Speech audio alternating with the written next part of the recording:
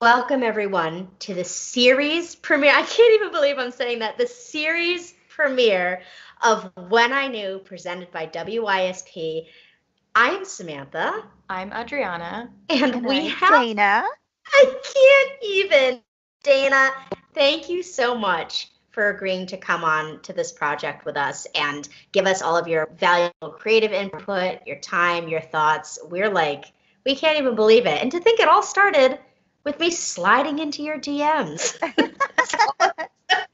And now here we are. We're just the best of friends. And I am so pleased to introduce the two of you to my friend Lainey. Please join me in welcoming Lainey to the show. Yay! Hello. Hey, Lainey. So Thank you for having this me. episode of When I Knew, oh my gosh, we are tickled. It's our pleasure. This episode of When I Knew is called When I Knew I Wanted to Join the Military. And we, the three of us, were really passionate about having this now in time for President's Day and also getting just the perspective of a woman. I think we hear from a lot of veterans or a lot of active members of our military that are male, but there's a lot of amazing, incredible, intelligent, strong women. So, Lainey, let's start out with the first question, and then I will have Dana take the second question. What drove your decision to join the military? So, funny story. I didn't actually even think about joining the military until my senior year of high school. It wasn't even in my mind. I had always planned on going to college. And then my best friend in high school actually he signed his contract to join the Marine Corps our senior year of high school. He started talking about it, and I was like, okay, military is kind of there in the back of my mind. Again, like I said, I was really focused on college, so I had started going to all these different campuses, and I was excited for the idea of college. I really wanted to go, but every campus I went to, I couldn't really feel excited about going to that school. I had this idea of what I wanted, but it just, it felt like I was there and not part of it. Got it. I gave some more thought to the idea of the military, and then just, I decided I need more time to figure out what I wanted to do in my life. So I figured the military would probably be my best bet while getting some benefits. Cool. Yeah. That's really great. What were your first few days and weeks and months like when you joined? Like, what was that experience? And did you have any regrets, or were you like, yeah, this is exactly what I was meant to do? So the first couple of days and weeks actually were in boot camp. I think I can pretty much speak for everyone that when you first get to boot camp, you automatically regret signing. It's very nerve-wracking. It's exhausting the first couple of days. They're just trying to get you in, get everything settled so they can really start beating you, essentially. People are yelling at you and you don't even know why. So first couple of days is pretty intense. The first couple of weeks in boot camp, you start getting into that routine. Everyone's still yelling at you, but you're kind of used to it at this point, so nothing really surprises you anymore. And then those first couple of months, actually, after boot camp, you typically go to a specialized school for whatever your job in the military is. I happen to be a hospital corpsman, so like a medic in the military. And those first months, they just pack absolutely anything and everything you could need to know about your job. I had 12 weeks of schooling to learn everything I could about medical fields, and I had no prior training, so Wow. you kind of had to be fast on the pickup. Yeah. I think. And did they choose your specific position, or you chose that? So typically you do get a choice. Before you actually sign for the military, you take the ASVAB exam, which tests your knowledge in a whole bunch of different aspects, math, English, electronics, all that fun stuff. You're given a score, and then based off of that score, they tell you which jobs you're qualified for. My score happened to be high enough that my recruiter said I could have any job that I wanted, and I told him the only way I would join is if I could get a job in the medical field. He said, well, good news for you. We have corpsmen. Wow. Oh my gosh. Well, what is it like to be surrounded by people who love our country so much? So it's kind of interesting. It's not like everyone just walks around and be like, oh, I love the country. I love the U.S. it's kind of implied. Everyone, when they sign, everyone has a general idea of, I could potentially need to lay down my life if it's asked of me. And that might have swayed a lot of people, or might have given a lot of people a lot of thought as to if they actually wanted to go through with it. But eventually everyone did sign. So even if you don't necessarily get along with those people that you work with every day, you still have a kind of general understanding that they will do what they need to do to make sure that I get back safe, to make sure that they get back safe, and that the mission is accomplished. So it's, like I said, you don't get along with everyone, but it's a comfortable feeling knowing that everyone is in that same understanding. Do you find that most of the people that you're with, does everybody have different reasons for being there? Oh, absolutely. I mean, I think the most common answer, if you ask people why they joined, would probably be, oh, I love my country, or it's in my family. I wanted to uphold that generation and all that fun stuff. I mean, there's always the benefits of the military. A lot of people just need more time. A lot of people honestly weren't doing great in life, and they thought the military would help get them in a better place. So there's a lot of different reasons why people choose to join, but one of the top ones is definitely pride of country or love for country. So, Lainey, think about being in the military. You sort of have this halo around you because people are so thankful for your service. And that, of course, comes in many shapes and forms. But what do you wish more people knew about being in the military? And almost I want to challenge you a little bit and ask and what it actually takes to be in the military from a mental, physical, and emotional standpoint. So I wish that more people knew that everyone who's in the military is just like a normal person, except way under a lot of stress. So, I mean, when I came in, I was originally very quiet, shy, reserved, wasn't really a people person. And then obviously in boot camp, getting yelled at, having to respond quick, fast on your feet, all that stuff kind of changed your personality. So I think everyone's been changed since they've joined the military, either better or worse. But I wish more people would realize that, as far as I'm aware, as far as everyone that I know in the military, we all have some kind of change that we've gone through, and we don't necessarily like it. So when we are with our friends or family in the civilian world, if we seem like we're different, it's probably because we are, and we might not even realize it. Yeah, I was going to ask you, and I appreciate that you offered that. I was going to ask you specifically, how does it change for you, the dynamic and the relationship that you have with your parents? Has it changed it at all? Are they finding you to be just a little bit tougher, or maybe a little bit more serious? Talk to us a little bit about that. Yeah, so I came from a really close-knit family. Growing up, I had my whole extended family who lived around us. So every weekend we were around each other doing all kinds of things. So I obviously haven't got to see my family all that much. They're on a different side of the country than I'm at right now. I do still talk to my parents every day because I know at some point I'm not going to be able to.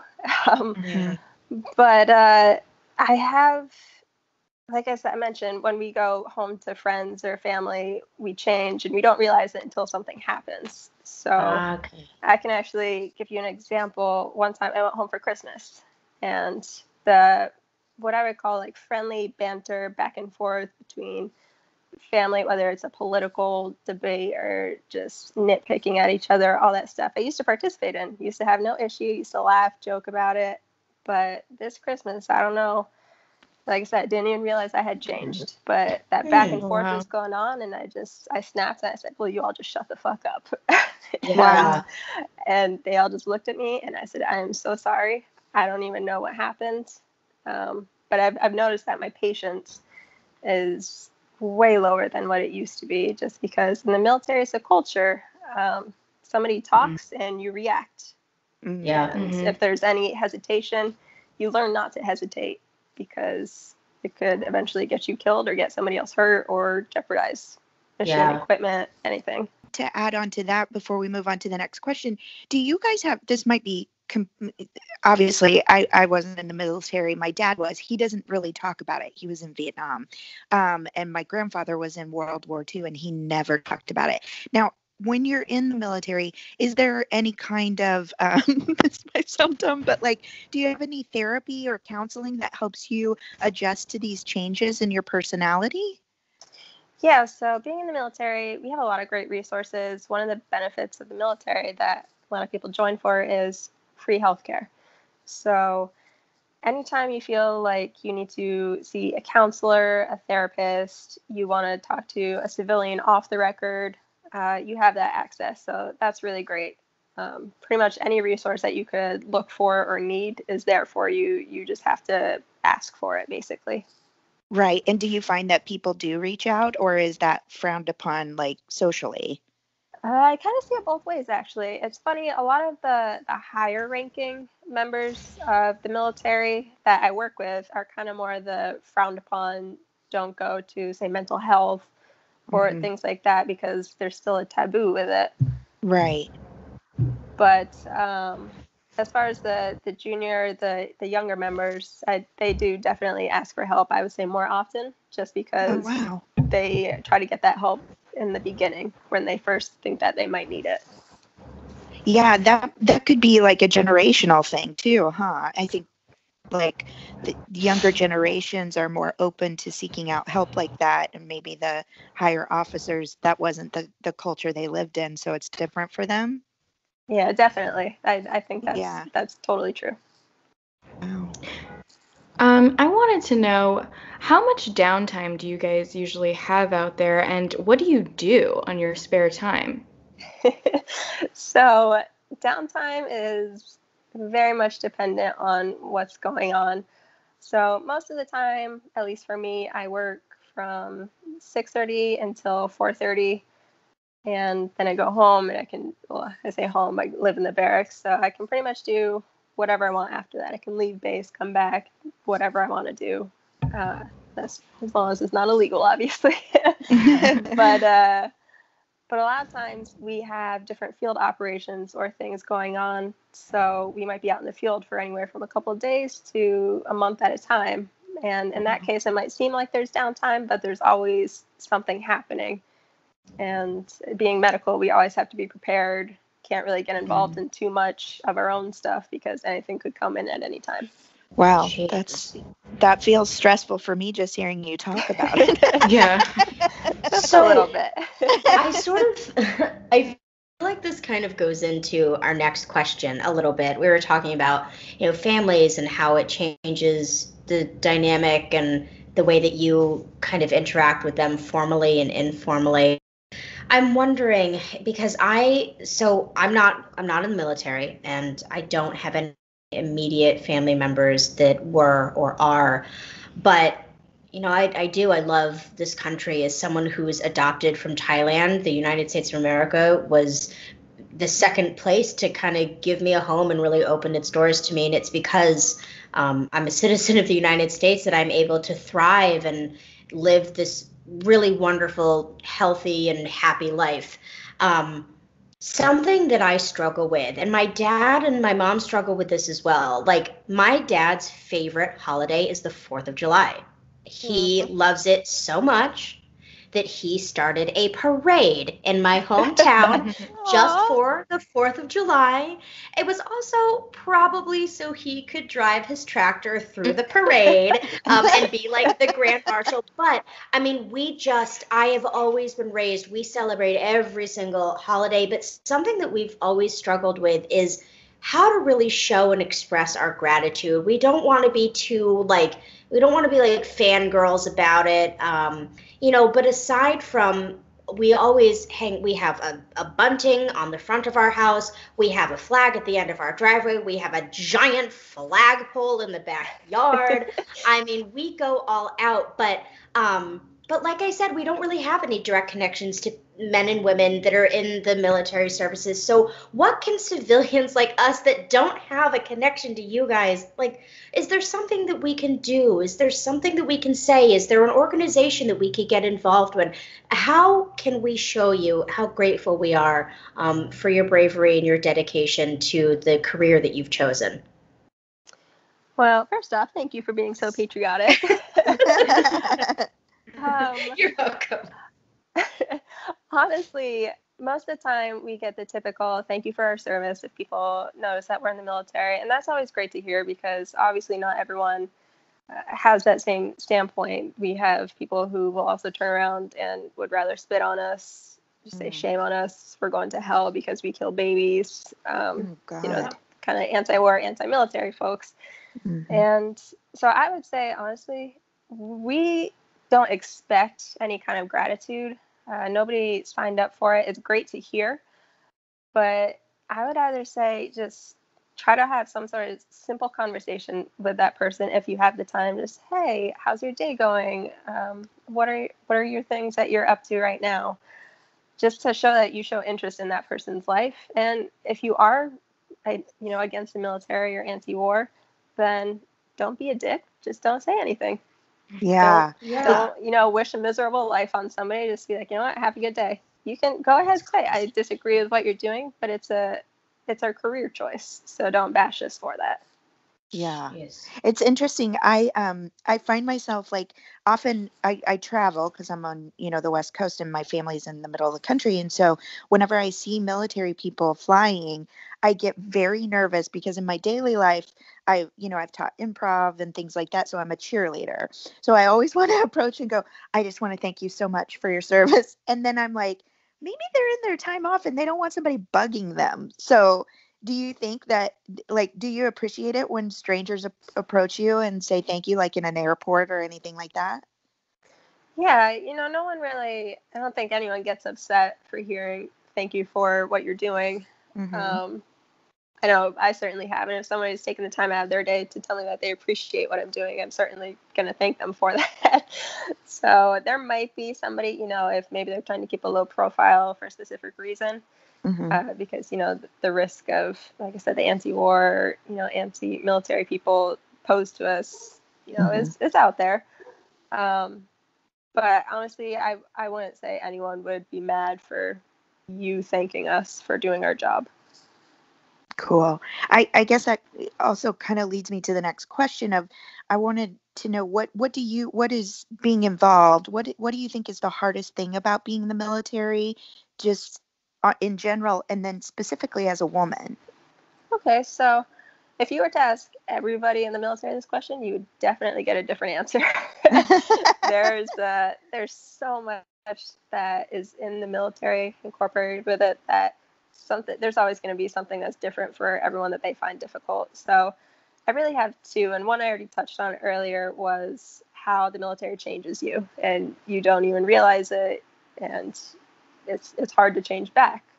I have about a year left on my current contract, and if I transfer out into the civilian world, that's something that I'm going to have to be very cognizant of, that my patience is very thin, and I don't know, maybe I haven't even realized some of the changes that have happened to me since I've been in the military. Obviously, I kind of swear like a sailor a little bit. So, Lainey, you can come to New York City and you can work in sales with me, girl, because I am the same way. You'll fit right in and you'll make millions. I got you then. I will hold you to it. One of the other hardest things that I would say is a general agreement with everyone is that the military is constantly changing and you have to constantly change with it. So about every 2 to 3 years, you change your duty station.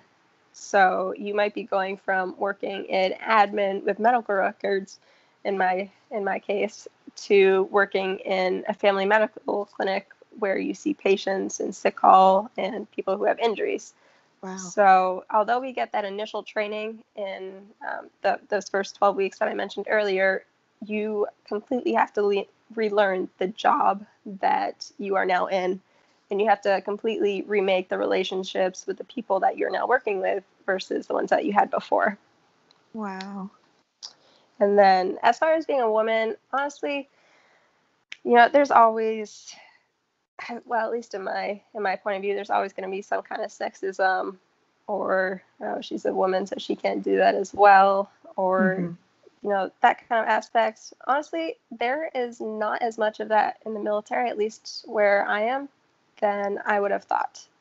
Wow. So, and that aspect is pretty good, and if somebody does hear it, even if, somebody's friends with somebody and they hear, oh, well, you're a female, so you can't do this, or you can't do that, or this is why you got promoted, or whatever, one of their friends will just turn around and be like, really? Like, she's cool as shit. She knows her job. She knows what she's doing. That's why she got promoted. Yeah. So there is some, but I feel like it's being handled when it does happen. And the women in the military, I feel they're definitely strong enough to stand up to it on their own if they need to. Yeah. Please come to New York City and work with me. We need more women like you. But also, actually, no, I shouldn't even say that. Like, all the sales women here, like the senior sales execs, they're just like you. And we're just taking over the world. So please come whenever you're done, whenever you're ready, you come and you move with me. I'll give you a job. Like I said, I will keep that in mind. I'm not turning down anything. Now, Lainey, just real quick, Lainey, when you get out of the military, do you want to continue on in the medical field? I do. So I'm not entirely sure what I want to do still, even after, almost 5 years in the military now. I do know that now I definitely want to stay in the medical fields. As of right now, I'm thinking probably a trauma nurse or a neonatal nurse, something along those lines. Wow. Okay, Lainey, this is a really big question. You don't have to have the right answer. I want to know what your answer is. What is your hope for the future of our military forces? Oh, wow. So that's a big question, I know. It is a big question. So I have a couple of different views that I hope to see in the future of the military. First is that we see more diversity. I mean, the military prides itself on being all-inclusive, allowing all races, colors, genders, everyone allowed into the military, but we still see, for example, the male to female ratio is still way off balanced. So that's one of the things that I hope to see, is that we see more, I'm going to say women, but any gender come into the military, because everyone has different ideas and they might be able to bring something that somebody else couldn't before. And then I also would like to see the military continue to be, the world's most lethal fighting force. Hopefully, I would love to say that we don't need the military in the future, but the military is a necessity to have, but not necessarily to use. So although we are downsizing right now, the numbers in the military, I just hope that we can continue to be at the same level of lethality if we ever need to be. All right, I have one more big question before we wrap up. I think it was on January 22nd that the Supreme Court allowed for Trump's transgender military ban to take effect. I have a friend who's trans and who serves in the military, but I want to know, is that something that rippled through, your network or your barracks, and what are your thoughts on that? Ooh, big topic. So we always get the updated news and even the training, especially required in the medical field, to kind of handle the situations that might occur from either the bans or the allowances of transgenders in the military. This is my personal opinion, does not reflect the military's, but I believe if somebody is willing and able to serve and to do their job at the same level as their peers, and they are able to do what's required of them, then they should be allowed to join. I don't care if they're trans, bi, asexual, whatever they'd like to identify as, that is fine by me, as long as they can get the job done and they're not harming themselves or other people in the process. I agree. Well said. Completely. Yeah, that's very well put. I mean, it seems a silly thing, and I won't go too much into this because I know it's very, very hot, but it seems a very silly thing to me to say, well, no, you can't be here because you were born with this, but you identify as that. That seems ridiculous to me because, as Lainey said, as long as they're on the up and up and they're not harming themselves or anybody else, which they're not, and they're able and want to perform the job, then why the hell hold them back? That makes no freaking sense to me at all. So I have one final question before we need to wrap up, because of course, like Lainey, I know you as not only a member of the military, but also as a friend. And I'd love for you to give listeners a little peek into your life, so outside of work, what do you do to just be like a young woman and kind of relax and, let your hair down a little bit, maybe? Tell us about who you are outside of your job. All right, happy to do so. Well, like I said before I joined the military, I was very quiet, shy, reserved. I like to think of myself as more outgoing now, but probably not as much as I actually am. So right now I'm actually training for a half marathon. So I've been working out a lot, running a lot after work.